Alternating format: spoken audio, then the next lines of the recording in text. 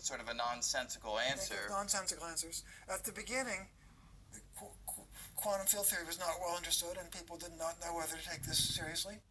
But when the other problems, many of the other problems were solved, and this one remained, it came to stand out. And the way the nonsense or the results that make no sense often crop up is you do a calculation, and sort of regardless of what the input is, you get infinity as the output, and infinity in this context doesn't mean big.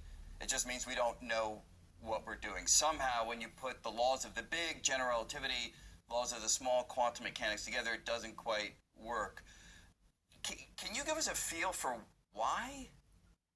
Or if you want to go to, I think I just interrupted your chain of thought, so feel free to go wherever you want.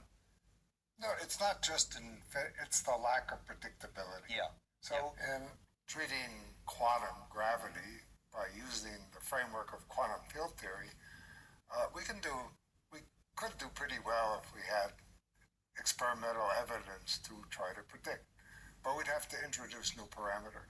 Yes. So with our modern understanding of the theory of quantum fields, we have ways of temporarily dealing with infinity. Of course, ultimately, we would like to be completely predictive. And that is, in a sense, the problem. We could, at any energy scale, and so far we have not been able to achieve energies to test the quantum effects of gravity, we could construct a framework, but at the price of introducing new parameters. Unlike the theories that Edward discussed, where quantum field theory has given us a very complete and a finite number of parameters, we can predict thousands of experiments with great precision.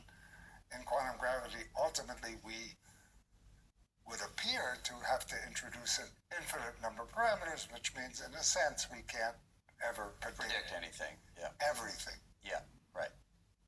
And scientists such as Einstein, and now more and more of us with the successes of our theory of elementary particles, say, have the dream of predicting everything. Right. Or at least a finite number with a finite number of parameters. Yeah. And that quantum, the quantum field theory approaches to quantum gravity do not seem to yield. They have been tried now for 70 years.